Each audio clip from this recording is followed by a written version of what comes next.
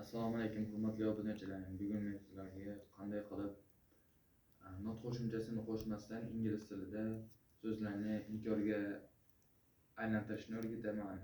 Masalan, sizlarga bir misol beray. Mana bu oson va mana bu oson emas. Bunda albatta biz it is not easy demasdan yoki it's not simple demasdan biz shunchaki easy so'ziga am qo'shimchasini qo'shib qo'yamiz. Misol uchun do'stlarim, sizlar har doim bu so'zni ishlatib olasiz va talaffuzda ham bu qiyinchilik bildirmaydi. Masalan, necessary kerak bo'lsa, unnecessary kerak emas. Va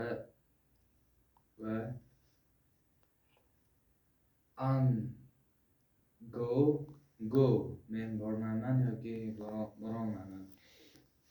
Va shunga o'xshagan ba'zi so'zlarga biz an qo'shimchasini qo'sha olamiz, lekin juda ham ko'p so'zlarga biz, ya'ni big time wordslarga biz qo'sha olmaymiz. Biz faqatgina o'sha an qo'shimchasini talab qilgan so'zlarga qo'sha olamiz. Easy, necessary va shunga o'xshagan so'zlar do'stlarim. Bugungi mavzuimiz shu haqida edi, ya'ni notsiz qanday qilib so'zlarni inkorga aylantirish haqida edi. Shunchaki siz an talab qilgan so'zlarni albatta qo'shishingiz kerak va qolganlarni qo'ymasligingiz kerak. Shuni albatta keyingi videolarimda men sizlarga tushuntirib boraman.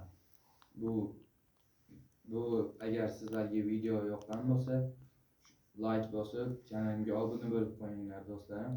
Siz har bitta like'ingiz mening har kungi videoim uchun motivatsiya va menga sizlarga bundan ham ko'proq ingliz tili haqida ko'proq ma'lumotlar berishga harakat qilaman. Hammaga rahmat. Assalomu alaykum. Komment ham yozishingiz chiqmasin.